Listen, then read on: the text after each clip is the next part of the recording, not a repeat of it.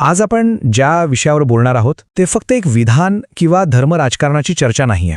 नाही, हे आहे भारताच्या आत्म्यासाठी सुरू झालेलं एक मोठं वैचारिक युद्ध. एका बाजूला आहेत संविधानाचे शिल्पकार डॉक्टर भीमराव आंबेडकर आणि दुसऱ्या बाजूला आहेत प्रेमानंद महाराज, जे भक्ती आणि सनातन चेतनेचं प्रतीक मानले जातात. चला, या संपूर्ण प्रकरणाच्या मुळाशी जाऊया आणि समजून घेऊया की नेमकं काय घडलं. तर मग मूळ प्रश्न हाच आहे की आपले महापुरुष ज्यांनी आपल्याला प्रेरणा द्यायला हवी तेच आज समाजाला विभागण्याचं कारण का बनत आहेत?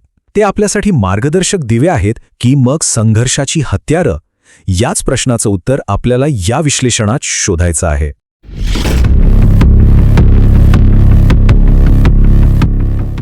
आपल्याला माहिती आहे प्रत्येक मोठ्या वादळाची सुरुवात कुठून होते? एका लहानशा ठिणगीतून. चला तर मग पाहूया की या राष्ट्रीय वादाची ठिणगी नेमकी कुठे आणि कशी पडली. हे बघा, 2026च्या सुरुवातीला सोशल मीडियावर अक्षरशः एक वादळच आलं. #सनातन वर्सेस कॉन्स्टिट्यूशन सारखे हॅशटॅग्स अचानक ट्रेंड व्हायला लागले. आणि या सगळ्या वादळाच्या केंद्रस्थानी काय होतं? तर प्रेमानंद महाराजांच्या एका प्रवचनाच्या काही व्हायरल क्लिप्स, ज्या त्यांनी डॉक्टर आंबेडकरांबद्दल काहीतरी म्हटलं होतं. आणि याच क्लिप्सने एका प्रचंड मोठ्या वैचारिक युद्धाला तोंड फोडलं. आणि हा वाद किती वेगाने पसरला हे आपल्याला इथून कळेल. सगळ्यात आधी एका प्रवचनाच्या काही अपूर्ण इनकम्प्लीट क्लिप्स ऑनलाईन आल्या. मग काय, सोशल मीडियावर ट्रेंड सुरू झाले, आग लागल्यासारखी चर्चा सुरू झाली आणि बघता बघता दोन स्पष्ट वैचारिक गट तयार झाले आणि हा मुद्दा एका तीव्र राष्ट्रीय वादाचं रूप घेऊन बसला. कुठल्याही संघर्षाला समजून घेण्यासाठी त्यातल्या मुख्य पात्रांना ओळखणं खूप महत्त्वाचं असतं, नाही का? तर आता आपण या वादाच्या केंद्रस्थानी असलेल्या दोन दिग्गजांबद्दल जाणून घेऊया, ज्यांच्या विचारांना एकमेकांविरुद्ध उभं केलं गेलं. डॉक्टर बाबासाहेब आंबेडकर, त्यांचं नाव घेतलं की फक्त भारतीय संविधानाचे शिल्पकार एवढंच आठवतं. पण ते त्याहून खूप मोठे होते. ते सामाजिक न्यायाचं एक प्रतीक होते. अंधश्रद्धा आणि अन्याय यांचे तर ते कट्टर विरोधक होते. मग ती जात असो, धर्म असो की सत्ता, त्यांनी प्रत्येक व्यवस्थेवर प्रश्न विचारले आणि मानवी प्रतिष्ठेसाठी ते आयुष्यभर लढले. आणि दुसऱ्या बाजूला आहेत प्रेमानंद महाराज.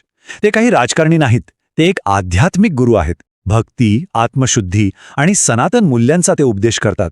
त्यांच्या शिकवणीनुसार खरी समस्या व्यक्तींमध्ये नसते, तर त्या व्यक्तींच्या नावावर जे राजकारण केलं जातं त्यात असते.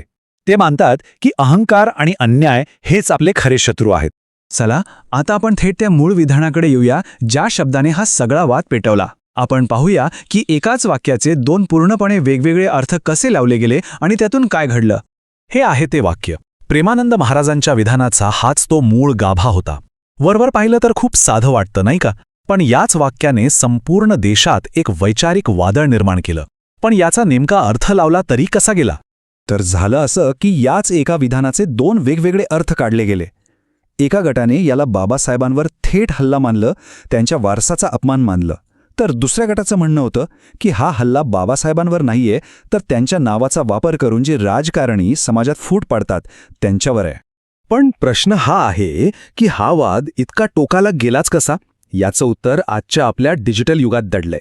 हे एक असं युग आहे जिथे 30 सेकंदांच्या क्लिप्स आणि भडक मथळे संपूर्ण सत्याची जागा घेतात. पूर्ण संदर्भ कोण बघतं तो बाजूला सारला जातो आणि फक्त त्या अपूर्ण माहितीवरच प्रतिक्रियांची आग भडकवली जाते. प्रत्येक वैचारिक संघर्षाच्या मागे ना अनेकदा एक राजकीय खेळ दडलेला असतो. चला, आता या पडद्यामागे बघूया आणि तो खरा खेळ समजून घेऊया, ज्यामुळे एका साध्या विधानाचं एवढ्या मोठ्या राष्ट्रीय वादात रूपांतर झालं. निवडणुकीच्या काळात संघर्ष निर्माण करण्याचा हा एक ठरलेला फॉर्म्युला आहे बघा. पहिलं, भावनिक मुद्दे उखरून काढा. दुसरं, महापुरुषांना एकमेकांसमोर उभं करा. तिसरं, मीडियामध्ये भडक बातम्या चालवा. आणि चौथं, विचार करणाऱ्या व्यक्तींऐवजी केवळ घोषणा देणारी गर्दी तयार करा. झालं काम. आणि या आगीत तेल ओतण्याचं काम कोण करतं? मीडिया. कारण हे साधं गणित आहे.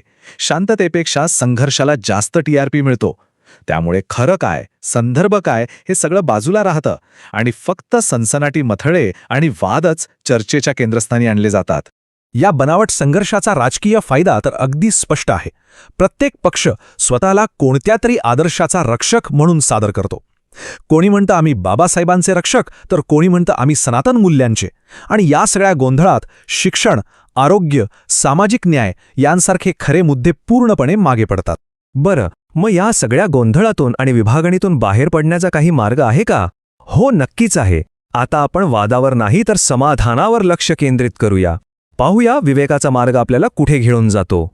खुद्द डॉक्टर आंबेडकरांनीच आपल्याला मार्ग दाखवून ठेवला आहे. त्यांचा संदेश काय होता? अन्यायाविरुद्ध एकत्र येऊन संघर्ष करा.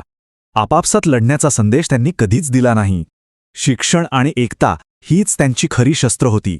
आणि एक आश्चर्यकारक गोष्ट म्हणजे जेव्हा आपण दोन्ही विचारांच्या मुळाशी जातो ना, तेव्हा एक समान धागा दिसतो. डॉक्टर आंबेडकरांनी अन्याय, मानवी अपमान आणि अंधश्रद्धेविरुद्ध लढा दिला. आणि संत परंपरासुद्धा काय शिकवते? अहंकार, लोभ आणि धर्माच्या नावाखाली होणाऱ्या हिंसेच्या विरोधातच ती उभी आहे. म्हणजे दोघांचाही अंतिम उद्देश मानवी प्रतिष्ठा आणि शोषणातून मुक्ती हाच आहे. या सगळ्यातून एक गोष्ट अगदी स्पष्ट होतेय. खरं संकट ते विधान नाहीये. नाही. खरं संकट आहे आपल्या विचारशक्तीचा ऱ्हास. आपण पूर्ण ऐकून घेण्याआधीच प्रतिक्रिया देतो, समजून घेण्याआधीच आपलं मत बनवतो आणि कसलाही विचार न करता गोष्टी शेअर करत सुटतो. आणि म्हणूनच आपली दिशाभूल करणं खूप सोपं होऊन बसतं. आणि मग शेवटी प्रश्न प्रत्येकासमोर उभा राहतो. या गदारोळात गर्दीचा एक भाग बनायचा की विवेकाचा आवाज बनून सत्याची बाजू घ्यायची? एक गोष्ट आपण सगळ्यांनी लक्षात ठेवायला हवी, महापुरुष इतिहासात नाही तर ते आपल्या आचरणात जिवंत राहतात. आता हा निर्णय प्रत्येकाच्या हातात आहे.